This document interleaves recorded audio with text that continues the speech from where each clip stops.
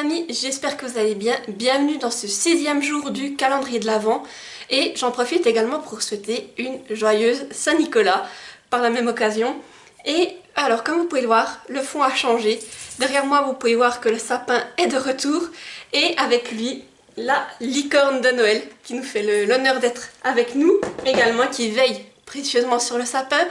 Alors, pour ceux qui ont suivi un peu les péripéties, vous savez, chez nous, le sapin est mobile, c'est-à-dire que il migre entre la chambre et le salon parce que, pour rappel, nous avons deux petites créatures poilues toutes mignonnes, mais ces créatures toutes mignonnes, il y en a une qui mange le sapin et l'autre mange les câbles. Alors la licorne a déjà failli y passer, elle a failli rendre l'âme, on a pu la sauver heureusement, mais étant donné tout cela, quand nous sommes là, le sapin et la licorne sont au salon. Quand nous ne sommes pas là, ils sont dans la chambre en sécurité pour éviter qu'ils ne se fassent dévorer tout cru par nos petites boules de poils d'amour. Et donc aujourd'hui je vous retrouve pour passer aux choses sérieuses pour vous présenter ma pile à lire du Cold Winter Challenge. Donc c'est un challenge littéraire dédié à l'hiver qui se déroule du 1er décembre, donc qui a déjà commencé, au 1er février 2026 et qui est organisé depuis plusieurs années par A Book on a Cup. Ça fait que c'est le premier challenge littéraire que j'ai réalisé, que j'ai commencé à l'époque, et ça fait que j'ai au moins plusieurs fois que j'y participe, je n'ai pas compté, je dois vous avouer, mais voilà, donc il est temps de faire la pile à lire, et là cette année le thème c'était In the Dead of Winter, donc la face sombre de l'hiver, et je dois dire que quand elle a présenté tout cela, ça m'a pas mal parlé, donc c'est parti, on est dans l'ambiance hivernale. En plus je vous ai mis, vous avez vu, une petite thématique enneigée sur la télévision pour vraiment être dans l'ambiance hiver. Et donc c'est parti pour vous présenter cette pile à lire qui va m'accompagner pendant tout l'hiver. Le premier menu se nomme donc In the Dead of Winter. Donc c'est la thématique de cette année avec comme première catégorie Greetings from Krampus. Et là les mots-clés sont divinité, nuit, sacrifice, danger, animal, enfance et masque. Alors pour cette catégorie j'ai décidé de continuer une saga, et plus particulièrement une saga de BD avec le tome 2 de Princesse Sarah, la princesse déchue d'Aloët Moretti et Bocato aux éditions Soleil. Je vous mets la couverture ici car c'est une saga que je lis en numérique. Et alors là ça me semblait bien aller avec les mots-clés nuit parce que effectivement comme vous pouvez le voir sur la couverture, Sarah est éclairée par une chandelle. Donc on imagine que c'est la nuit, et aussi avec le mot-clé enfance, car pour moi Princesse Sarah c'est l'animé de mon enfance, et voilà, ça me touche particulièrement à ce niveau-là, et ça me fait plaisir de redécouvrir un peu l'histoire en BD. Donc juste pour faire un bref résumé, en fait on suit Sarah qui est une jeune fille qui a vécu avec son père aux Indes, et là pour continuer son éducation il la ramène à Londres et elle va intégrer un internat qui est assez prestigieux. Et elle va donc être séparée de son papa, donc on va vivre comment se déroule cette intégration pour Sarah, et on va découvrir aussi les différents malheurs qui vont lui arriver au fur et à mesure. Donc étant donné la fin du tome 1, il y a quand même un grand malheur qui y arrive, et on va voir comment ça va s'enchaîner pour elle. Et donc là je suis curieuse de découvrir le second tome de cette BD, et surtout que les illustrations sont magnifiques, donc vraiment j'ai hâte de voir ce qui va arriver à Sarah. Et comme je vous dis, moi ça me rappelle l'animé de mon enfance, donc voir aussi s'il y a toujours le lien avec l'histoire dont je me rappelle dans l'animé. La deuxième catégorie c'est Un cœur de glace, froid et insensible, et là les mots-clés sont magie, féminisme, gourmandise, immobilité, glace, neige. Et là j'ai aussi décidé de mettre un manga pour le coup et de commencer une saga par la même occasion avec Wandering Witch. C'est le tome 1, donc Voyage d'une sorcière de Jugi Shireishi, Itsuki Nanao et Azure aux éditions Kurokawa. Donc voilà, je vous montre la couverture qui est magnifique. Et là ça me semblait être parfait pour s'accorder avec les mots-clés magie et féminisme. Et après peut-être je me suis dit que ça irait peut-être avec l'hiver, mais en tout cas cette petite saga manga me tente depuis un moment, et je me dis que c'est l'occasion de la commencer. En tout cas voilà, ça me fait très envie. Je vous lis le résumé. Jeune sorcière vagabonde, Elena sillonne un monde vaste et bigarré, rempli de créatures surprenantes et de civilisations mystérieuses. Suivez ses rencontres, son apprentissage, et découvrez les liens qu'elle tissera au gré de ses voyages. Voilà, donc une petite histoire qui m'a l'air vraiment toute mignonne et touchante. Et en tout cas, moi j'aime beaucoup les graphismes, en tout cas j'ai un peu feuilleté et je suis curieuse de découvrir l'histoire de cette petite sorcière par la même occasion. Et ensuite j'ai déjà quelques tomes dans ma pile à lire, donc ce sera peut-être l'occasion de la continuer. Et là je ne sais pas si la saga est terminée actuellement ou où c'est qu'elle en est au niveau des tomes, mais je me renseignerai une fois que j'aurai lu ce premier tome. La prochaine catégorie, c'est le démon aux yeux bleus, le roi de l'hiver. Et là, les mots-clés sont pouvoir, amour, mythe, folklore, démon, beauté. Et là, j'ai envie de terminer une saga avec cette catégorie en lisant le dernier tome de l'Académie du disque d'argent, donc c'est le tome 3, Les reliques du Big Bang de L.P. Hurel aux éditions Explora. Et là, ça me semble vraiment aller avec le mot-clé amour et peut-être même pouvoir, après avoir comment on va tourner ce troisième et dernier tome. Et là je vous lis le résumé, donc je vous mets aussi la couverture ici car c'est une lecture que j'ai en numérique. Et c'est vraiment une saga que j'avais beaucoup aimée et que je suis curieuse de découvrir la fin du coup par cette occasion.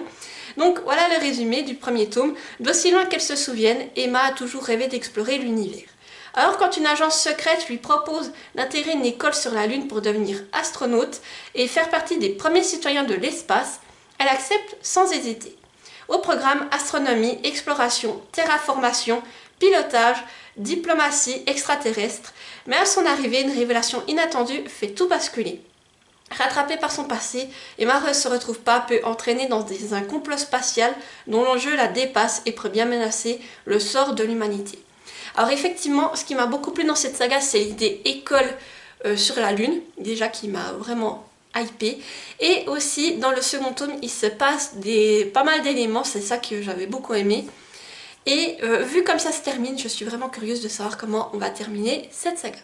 La prochaine catégorie, c'est hutte, petite hutte. Tourne ton dos à la forêt et ta face vers moi. Donc là, les mots-clés sont maison, secret, forêt, grand-mère, travaux d'aiguille et aventure.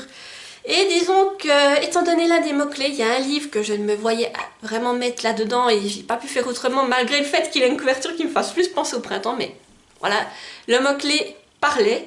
Et il s'agit donc de Au petit bonheur la chance d'Aurélie Vallogne aux éditions Le Livre de Poche. Voilà, je vous montre la couverture, c'est un livre que j'avais trouvé dans une boîte à livres il n'y a pas longtemps. Et là donc je pense que ça va très bien avec les mots-clés déjà grand-mère, peut-être travaux d'aiguille, à voir ce qu'on va découvrir dans l'histoire, et je pense aussi maison. Alors, je vous lis le résumé pour que vous compreniez mieux. Donc, 1968, Jean a 6 ans quand il est confié du jour au lendemain à sa grand-mère. Pour l'été, pour toujours, il n'a pas prévu ça. Elle non plus. Mémé Lucette n'est pas commode, mais dissimule un cœur tendre. Jean est un tourbillon de fraîcheur pour celle qui vivait auparavant une existence paisible, rythmée par ses visites au cimetière et sa passion pour les tricots. Ah, vous voyez donc, travaux d'aiguille, ça peut passer. Chacun a des étapes différentes sur le chemin de la vie. Lucette et Jean vont s'apprivoiser et en attendant le retour de la mère du petit garçon. Ensemble, ils découvrent que ce sont les bonheurs simples qui font le sel de la vie. Un duo improbable et attachant pour une histoire pleine de joie et d'émotion. Donc oui, pourquoi j'ai décidé finalement de la mettre en hiver? Car je pense que ce sera une histoire assez touchante et je me dis que ça peut être une très belle découverte pour l'hiver, même si comme je vous dis la couverture me fait plus penser au printemps, mais là le mot-clé grand-mère prenait tout son sens et voilà, je me suis dit que ça serait une histoire vraiment touchante et j'avais envie de la découvrir pour le coup. Et donc là on part sur une lecture qui fait... combien elle fait? Elle fait plus de 360 pages, mais en plus je n'ai jamais lu cette autrice, ce sera l'occasion de la découvrir. Mais comme je vous dis, je pense que ça va vraiment être une histoire qui va me plaire et je pense que je vais passer un agréable moment avec Jean et sa mémie. Et la dernière catégorie de ce menu, c'est la chute du roi Ou, avec les mots-clés combat, cycle, changement, mort, fée et royauté. Alors là, pareil, il y avait une lecture qui me faisait très envie depuis un moment. Et je me suis dit, bah, pourquoi pas la glisser là-dedans. Il s'agit de Frisson Suisse, le manoir maudit de Mark Woltenhauer aux éditions Ouzou Suisse. Voilà, je vous montre la couverture. Et alors là, vous devez aussi vous dire, mais ça fait Halloween, un peu automne, tout ça. Mais la thématique, je voulais le lier en fait avec le mot-clé mort et j'ai relu le résumé. Et effectivement, je pense que ça va passer. Donc, En fait, les Frissons Suisses, c'est une saga que j'aime beaucoup lire. Alors, ils se lisent en général indépendamment les uns des autres. Et là, les personnages qu'on va suivre, en fait, je les ai déjà vus dans différentes aventures et ce sera un plaisir de les retrouver. Et là, cette histoire m'a l'air un peu plus sombre et je suis curieuse de voir la manière dont ça va être abordé. Donc, pour le résumer, alors que Mélissa commence un stage au manoir, l'ancien grand hôtel des Salines, reconverti en résidence pour personnes âgées, une femme inconnue est retrouvée morte au bas de l'escalier principal. Accident, meurtre. La jeune fille, son frère Adam et leurs amis mènent l'enquête. Les premiers indices laissent penser que tout est lié à un incendie qui avait ravagé une partie de l'hôtel en 1960. Des pensionnaires pas si innocents qu'il y paraît, des fantômes maléfiques, ce manoir recèle bien des secrets. Donc effectivement, comme vous pouvez voir, il y a un meurtre, ou en tout cas un décès à l'intérieur de cette lecture. Donc c'est pour ça que ça allait bien avec le mot-clé mort.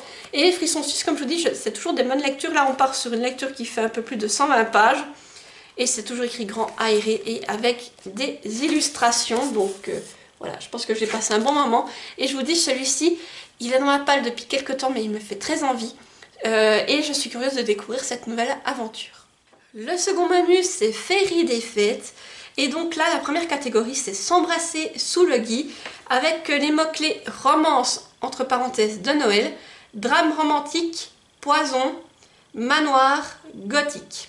Alors moi, j'ai décidé de mettre une saga, ou plutôt un tome de saga que j'ai déjà mis dans une autre pile à lire, mais que je n'ai pas lu et qu'il faudrait que je lise avant la fin de l'année pour réussir mon objectif. C'est tout simplement le tome 4 d'Acotard, donc Un palais de flammes d'argent de Sarah Gilmas aux éditions La Martinière Fiction. Donc voilà, je vous montre la couverture. Et donc ici je pense que ça va bien quand même avec le mot-clé romance. Voilà. Et alors Acotard, oui, je m'étais mis pour objectif de relire la saga, donc là c'est fait, j'ai relu les 3 tomes et le tome 3.5 que j'avais déjà lu à l'époque, et de découvrir celui-ci par la même occasion, donc il me restera celui-ci à lire. Et dans ce tome-ci, donc on suit Nesta, on change de personnage principal en fait si vous voulez. Et je sais que ce tome-là est aussi plus axé sur le sexe, on va dire. Et c'est ça qui me fait un peu peur. Mais après je sais qu'il est très bien noté, que les gens ont adoré. Et je me dis, il faut que je me foute un coup de pied au derrière pour le lire en me disant, voilà, je sais que j'ai peur à ce niveau-là. Et que si ça passe pas, ben ça passe pas. Mais sinon, ça peut être une belle découverte et ça me permettrait du coup de terminer ou d'être en tout cas à jour au niveau de la saga Acotard. Et là aussi c'est une belle bricasse parce que il fait plus de 810 pages et il écrit quand même petit, je trouve, comparé aux autres, pour dire que c'est un grand format. Alors je me dis que si ça va pas au niveau de la taille d'écriture, ben je le lirai en numérique pour pas me bousiller la vue parce que quand c'est des petits caractères des fois j'ai du mal. Mais voilà, il faut que je me mette un pied au derrière et que j'essaye de le lire encore sur le mois de décembre ou en tout cas sur l'hiver pour pouvoir terminer et plutôt être à jour sur cette saga et voir ce que je pense du tome dédié à Nesta. La prochaine catégorie c'est Histoire de fantômes sous le sapin avec les mots-clés fantôme, surnaturel, histoire courte, famille, partage, multigénérationnel. Et donc là, il y a aussi une saga que j'ai très envie de commencer depuis un moment. Et vraiment, c'est une bricasse, mais là, elle me fait vraiment envie. Et j'ai envie de la découvrir. Et là, quand j'ai vu cette catégorie, je me suis dit, ben ça va, ça marche parfaitement. Il s'agit des Couronnes de Nyaxia, avec son premier tome, Le Serpent et le Descendant de la Nuit de Carissa Broadbent, aux éditions Lost Kingdom. En fait, oui, c'est Bookmark, mais dans sa catégorie Lost Kingdom, voilà. Je montre la couverture qui est magnifique. Et là, pour moi, ça va bien avec les mots-clés surnaturels. Je pense aussi famille et peut-être même multigénérationnel, qui sait. Mais en fait, on suit une jeune femme qui est une humaine. Elle a été sauvée. Oui, on suit Oraya, voilà, j'ai son prénom Oraya. Elle a été sauvée par le roi des vampires. Elle est humaine. Et le roi des vampires, il l'a élevée vraiment comme sa fille. Et Oraya, elle a grandi parmi les vampires, sauf qu'elle sait que pour eux, elle n'avait que de la nourriture en fait. Et arrive un jeu qui a lieu, je sais pas, tous les 100 ans je crois. Et Oraya décide d'y participer car si elle le gagne, elle aura droit de voir un de ses vœux se réaliser par la déesse. Et donc elle souhaite demander l'immortalité. Et pour pouvoir gagner ce fameux jeu, elle va devoir peut-être également elle va peut-être aussi devoir s'associer à un autre vampire. Voilà, tout ce que je me rappelle de l'histoire. Mais vraiment, il me fait très très très envie. Alors, belle bricasse, hein. Il fait... Ah, il est plus court quand même qu'à Cotard. Il fait 600, plus de 630 pages. Et franchement, j'aime beaucoup l'intérieur. Alors à l'intérieur, je crois qu'il y a des images, mais j'aime déjà beaucoup les entêtes de chapitres. Et franchement, ça me fait envie. Comme je vous dis, là, je suis dans un mood où, en tout cas cette année, j'ai envie de redécouvrir des histoires de vampires, tout ça. Et là, je pense qu'on y est parfaitement. Et il me fait très très très envie. Donc même si c'est pas vaste, pour le coup, là, j'ai vraiment envie de le découvrir et vraiment de... Je me dis, en plus, les jeux, ça pourrait vraiment me plaire, ce thème-là. Et vraiment, très envie de me lancer dedans. La prochaine catégorie, c'est au coin du feu, et donc là il faut lire un livre cocooning qui réchauffe le cœur et le corps. Et donc là j'aimerais poursuivre une saga que j'avais déjà mis dans la pile à lire du Pumpkin Autumn Challenge. Et c'est une saga que chaque tome que je lis, en fait, je passe un excellent moment de lecture et c'est vraiment agréable pour moi. Ça, c'est vraiment un style qui me plaît, qui me convient. Et c'est pour ça que j'avais envie de le mettre dans cette catégorie. Il s'agit donc du 6e tome de la Chronique des Bridgerton. Le tome dédié à Francesca, et c'est de Julia Quinn, et moi j'ai les éditions France Loisirs Poche. Voilà, je vous montre la couverture, je les trouve magnifiques. Et donc là, comme vous vous en doutez, on continue de suivre les enfants Bridgerton, et là donc ce sera sur Francesca. Et Francesca, d'après ce que j'avais lu dans le résumé, elle a pas eu... on va dire qu'il n'est pas arrivé des choses très faciles, et voilà, je suis curieuse de voir son histoire, et j'espère que vraiment je passe un agréable moment avec elle, et sa romance bien entendu. Donc là on est sur une lecture qui fait plus de 370 pages, et alors ça va, c'était quand même écrit assez grand pour du poche, et en général les Bridgerton je passe toujours des bons moments, et j'enchaîne la lecture, on va dire, je passe, les pages se tournent toutes seules, et vraiment ce style j'apprécie, et là de pouvoir retrouver la famille Bridgerton, ce sera un vrai plaisir. Et la dernière catégorie de ce menu, c'est Deck the Halls, où là il faut lire un livre avec une couverture rouge et ou verte. Alors je suis plutôt partie sur une couverture verte, mais il y a quand même du rouge dedans. Et j'avais envie de me lancer dans une enquête avec donc les sœurs Parker. Et là c'est le tome 29, L'impératrice de cire de Caroline Quinn. C'est aux éditions Hachette dans la collection Bibliothèque verte. Voilà, je vous montre la couverture, donc vous voyez bien vert et un peu de rouge. Et donc au cas où, c'est la même autrice que celle qui a écrit Alice. Voilà, si ça vous parle davantage. Mais là, les sœurs Parker, j'avais lu un livre et j'avais adoré l'enquête qu'elles avaient résolue. Et donc celui-ci, j'avais vraiment envie de retrouver une de leurs aventures. Et je me suis dit que ce serait la bonne occasion pour me lancer dans une enquête. Donc là, je l'avais aussi trouvé en boîte à livres, celui-ci. Il fait... combien de pages? Il fait un peu moins de 200 pages. Et en plus, je vois qu'il y a des illustrations. Donc vraiment, je me dis, je vais passer un bon moment de lecture. Alors, je ne vous lis pas le résumé parce qu'en fait, c'est pas un résumé. C'est un extrait qu'on a à l'arrière. Alors voilà, mais en tout cas, j'ai envie de retrouver les deux sœurs Parker et de voir comment va se dérouler cette enquête. Et j'espère passer un agréable moment en leur compagnie. Et on passe donc au dernier menu avec sa première catégorie, Stalactite ensanglantée. Et là, les mots-clés sont thriller, policier, cozy murder ou mystery, et peur ou frisson. Et alors là, j'ai décidé de commencer aussi une saga, donc c'est pas vraiment commencé car j'ai déjà lu un tome de la saga sans savoir en fait que ça faisait partie d'une saga, voilà. Mais donc j'aimerais lire au moins le premier tome. Il s'agit donc de la saga Martin Servaz, donc le premier tome c'est Glacé de Bernard Minier aux éditions Pocket. Voilà pourquoi ça vous paraissait peut-être un peu flou ce que je disais, mais on peut lire, moi j'avais lu je crois le tome 3, je sais plus comment il s'appelle, mais on peut lire donc l'histoire indépendamment, mais par contre on n'a pas vraiment tous les éléments qui sont arrivés à l'inspecteur. Donc là c'est pour ça que je voulais me relancer dans la série, mais vraiment depuis le début. Et donc là je pense que ça va très bien avec les mots-clés thriller, policier, et peut-être aussi peur et frisson, je pense, effectivement. Et en plus, voilà, vous avez vu la couverture, ça va parfaitement pour cette période.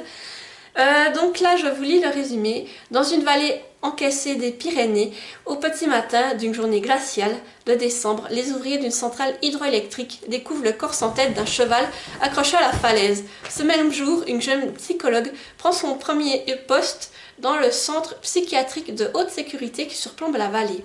Le commandant Servaz, flic mélomane et intuitif, se voit confier l'enquête la plus étrange de toute sa carrière. Voilà, donc curieuse de découvrir tout ça, alors c'est quand même une belle bricasse, mais il m'a fait envie, je sais que le tome 3, en tout cas, je l'avais beaucoup aimé, donc il fait plus de 700 pages aussi, donc oui, je me suis mis des belles bricasses. Mais vraiment, j'ai envie de retrouver la plume de Minier et de me relire cette fois la saga sur le lieutenant Servaz dans l'ordre. La prochaine catégorie, c'est Marcher dans la neige, et là les mots-clés sont nature writing, littérature de voyage, grands espaces, nature, solitude. Et là j'ai décidé de mettre Comment les pingouins ont sauvé Véronica de Hazel Prior aux éditions Piment. Voilà, je montre la couverture. Donc là je pense que ça va très bien aller avec grands espaces, nature et peut-être solitude à voir. Alors pour ceux qui me suivent depuis un moment, vous devez vous dire mais ce livre ça fait que je ne sais pas combien de temps qu'elle le met dans ses piles à lire. Effectivement, ça fait plusieurs fois qu'il arrive dans des piles à lire et j'ai espoir de le lire cette fois, mais en tout cas il me fait toujours très envie et vraiment je pense que ça peut être une lecture qui peut être vraiment belle mais qui peut avoir de l'humour et de l'émotion. Donc je vous lis le résumé. Le plus souvent, Véronica, de 84 ans, passe ses journées à chercher où elle a mis ses lunettes, à ramasser les déchets sur la plage ou à aboyer des ordres à sa dame de compagnie, Aileen. Depuis peu, la vieille dame s'interroge. Que faire d'utile durant les années qui lui restent et surtout à qui laisser sa fortune considérable? Quand elle a soudain une illumination, et si elle mettait tout en œuvre pour sauver les pingouins d'Antarctique? L'irruption dans sa vie de Patrick, un petit-fils disparu, orphelin à 6 ans, après le suicide de sa mère, va tout changer. Comment deux animaux sauvages, ils vont devoir s'apprivoiser au milieu des icebergs. Donc vraiment, comme je vous dis, je pense que ça peut être très drôle et en même temps émouvant et dans une ambiance quand même un peu... Si on va voir les pingouins en Antarctique, je pense que ça peut quand même être une ambiance hivernale. Mais en tout cas, je suis curieuse et il me fait toujours envie, même si c'est aussi... une petite bricasse. Bon, ça va, là, il fait un peu plus de 440 pages et il écrit quand même assez grand. Donc voilà, j'ai quand même espoir de cette fois le sortir de ma pile à lire ou sinon, il y retournera et puis vous le reverrez passer dans une prochaine pile à lire. La prochaine catégorie, c'est The Wild Hunt. Et là, les mots-clés sont prophétie, destinée, chasse, quête, chute. Et j'ai donc décidé de mettre aussi un livre que j'avais mis dans ma pile à lire du Pumpkin Autumn Challenge qui me fait très envie mais que je n'ai pas pu découvrir et donc ça me ferait commencer aussi une saga. Donc c'est le premier tome de L'ours et la renarde de R. Onsdor en auto-édition. Je vous montre la couverture qui est magnifique. Et je pense que là, ça pourrait aller avec les mots-clés destinée et quête. Alors après, à voir au fil de la lecture, mais vraiment cette lecture me fait envie. Je sais qu'elle est assez sombre, mais j'ai envie de me lancer et de la découvrir tout simplement car ça me hype. Et je vous relis le résumé. Souviens-toi, reste toujours un pas derrière elle. Si je vois une seule égratignure sur elle, tu seras fouetté. L'année de ses 15 ans, au Roc, est vendue comme esclave à la maison. La maison, cet édifice gigantesque, ce lieu d'où on ne revient pas. Là-bas on dit que tout n'est qu'or, soie et bijoux précieux. Là-bas vivent les renardes, ces dames mystérieuses qui règnent sur son peuple. Au Roc refuse de courber les chines.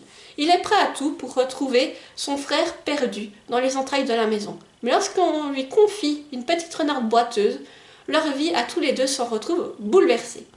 Mêlée d'amour et de trahison, leur histoire risque de mettre leurs deux peuples en danger. Voilà, donc moi comme je vous dis, je pense oui, effectivement, il y a des thématiques qui vont être assez sombres, des trigger warnings, qui risquent d'y avoir des trigger warnings à l'intérieur, où je sais qu'il y en aura. Mais ça me fait très envie. Et là, on part aussi pour une lecture qui fait plus de 430 pages. Et voilà, donc au niveau de l'écriture, mais ça me fait vraiment très envie. Et j'ai hâte de découvrir ce premier tome. Et après, je crois que c'est une duologie, donc j'aimerais enchaîner assez rapidement avec le second. Et la dernière catégorie se nomme Let It Snow. Et là, il faut lire un livre dont le titre contient un mot hivernal, donc flocons, froid, neige, etc. Et là j'ai décidé de continuer en fait une saga que j'avais d'ailleurs commencé au dernier Cold Winter Challenge avec le second tome. Donc il s'agit de Ice Planet Barbarians, donc le tome 2 Barbarian Alien de Ruby Dixon aux éditions BMR. Donc je vous mets la couverture ici car je les lis en numérique et donc Dans le titre, on retrouve le mot ice, glace, donc je pense que ça va parfaitement. Et pour faire un résumé du tome 1, en fait, on suivait des jeunes filles qui avaient été enlevées par des aliens. Elles étaient transportées, on va dire, ça se passait pas très bien pour elles. Sauf qu'au bout d'un moment, le vaisseau alien a eu un problème. Et ils ont dû se débarrasser d'une partie du vaisseau pour pouvoir arriver chez eux, les aliens. Et ils ont décidé de larguer la soute avec la cargaison de filles. Nos jeunes filles se retrouvent donc sur une planète vraiment glacée, il fait très froid, et elles vont tenter de survivre. Et disons qu'elles vont faire certaines rencontres. Voilà, je n'en dis pas plus. Alors, disons que... Alors, pour cette lecture, je vais être franche avec vous, il faut mettre son cerveau sur pause, car c'est vraiment une lecture un peu what the fuck. Il y a beaucoup de sexe à l'intérieur, mais moi, le premier tome, il m'avait fait mourir de rire. Voilà, donc c'est pour ça que j'ai envie de retourner là-dedans. C'est un peu un plaisir un peu coupable parce que je sais qu'effectivement il y aura beaucoup de sexe, tout ça, mais je pense que j'ai aussi beaucoup rigolé et d'un tome à l'autre, en fait, dans le premier tome, on avait suivi une certaine fille, dans ce tome-ci, on va suivre une autre fille avec un autre monsieur alien, pour le coup. Et là, je suis curieuse de voir ce qui va se passer dans ce tome et voir si j'adhère autant que le premier et si ça me plaît toujours autant, mais en tout cas je suis curieuse d'y aller et vraiment je sais que j'avais passé un très bon moment avec le premier tome, donc voilà, hâte de découvrir ce second tome. Et voilà, j'arrive au bout de cette pile à lire, j'espère qu'elle vous aura plu, n'hésitez pas à me dire en commentaire si vous aussi vous participez au Cold Winter Challenge, si vous avez déjà fait votre pile à lire et si on a des lectures en commun ou si vous avez déjà lu certains de ces livres. Et comme d'habitude, si vous êtes trop timide pour laisser un commentaire, mettez-moi un emoji. Là, vous pouvez me mettre un emoji en lien avec l'hiver, donc vous pouvez me mettre un flocon de neige, un bonhomme de neige, ou pour faire référence au sapin, vous pouvez me mettre un sapin ou une licorne. Voilà, faites-vous plaisir dans les commentaires, lâchez-vous. Et comme d'habitude, n'hésitez pas à mettre un petit pouce en l'air pour soutenir la vidéo, activer la petite cloche pour ne pas rater celles qui vont suivre, et à vous abonner car ça fait toujours plaisir et ça permet à d'autres personnes de découvrir la chaîne. Et moi, je vous dis à demain pour une nouvelle vidéo et portez-vous bien. Bye bye!